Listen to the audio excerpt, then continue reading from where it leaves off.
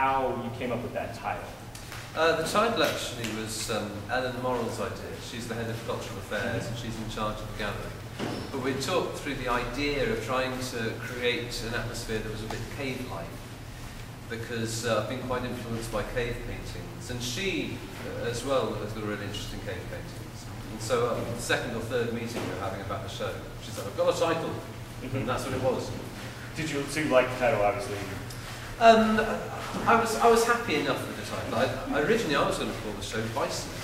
It's called again? Bison? Okay, Bison. Because a lot of cave paintings are of bison, and actually I make reference to bison quite often in my own paintings.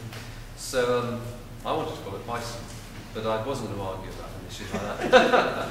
Well, and the reason I ask is one of the things that we do in class is look at the words, and so Illuminations in the Shadows works perfectly the idea of if you just look at these paintings where it's something that's being illuminated and coming out of those shadows, it really helps as a viewer understanding where your art was coming from. Yeah. And I would argue more than bison. Yeah. And so what's interesting is that both the illumination, the shadows, and the bison both bring that idea of the cave painting forward. Yeah. So obviously that's really important. Well, I think that was one of those cases where somebody else's idea was actually the better idea, because it's an accurate description of what we're doing. Because there is, I mean, the fact that we've darkened the gallery a lot, and that we're having these kind of concentrated lights in certain areas of the pictures, that Illuminations in the Shadows is a very apt description. So I think when people walk through the doors, they're going to get a clearer idea of what to expect. So it's purposely darker throughout the gallery than it normally is? Yeah, we actually took down an enormous number of lights. Most of these paintings are lit by one light. When we first hung them, each one had about 5 lights on them. Okay. And so the gallery normally is very bright. That's what I thought.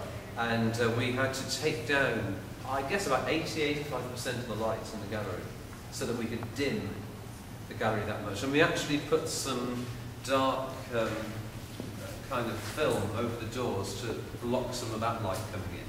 Because normally this gallery's got such huge windows that light just streams in. It became quite important when I was doing these paintings to make reference to cave paintings. Okay. And I think part of the reason for that is I found them so inspiring that they just, you know, at a time when they were having to struggle to live, that it can't have been easy, just having to find your own food and shelter and warmth and clothes and so on. And yet somehow they made time to do these enormous and very impressive paintings on their cave walls. And I find that very inspiring because it's so tempting when you're an artist to just be thinking in terms of trying to make money, of what will people buy. And so you end up doing the lowest common denominator. You do whatever it is that people want on their walls. And it was only really when I started studying cave art, I started to think, I want to be wider than that. I want to feel that I'm doing something that's not just to try and make a quick buck. And so when I started to get the collection together, I very much wanted to make some reference to cave paintings in it, because that was the associations I had with it, much more than modern art or Renaissance art. It felt much more at home with cave paintings.